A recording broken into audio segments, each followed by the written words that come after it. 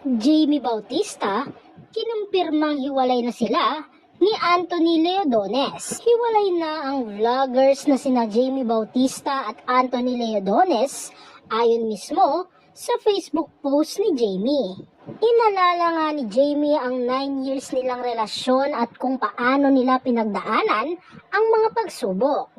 Aminado si Jamie na nag-iba siya at nabawasan ang pagmamahal kay Anthony dahil sa nakaraang issue na kanilang pinagdaanan.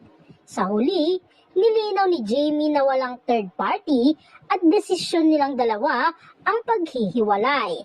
Narito nga ang naturang post ni Jamie Bautista sa kanyang official Facebook account. Anthony, we've been together for 9 years at ayun yung pinakamasayang taon ng buhay ko. We were 16 and 18 nung nagkakilala tayo. 18 ka naman at 20 ako nung mapagdesisyonan natin na magpakasal. Sobrang bilis at wala tayong pakialam kung ano yung mangyayari sa atin. Basta ang alam lang natin, mahal na mahal natin ang isa't isa at gusto na natin laging magkasama dahil LDR din tayo noon. Kaya kahit ayaw pa pumayag ng mga magulang natin, inilaban natin pareho. Magkasama tayo sa saya, sa lungkot, sa hirap, at sa ngayong guminhawa kahit papano yung buhay natin. Marami tayong pagsubok na pinagdaanan. Marami tayong inilaban. Marami tayong natutunan sa bawat isa. Marami tayong natutunan sa buhay.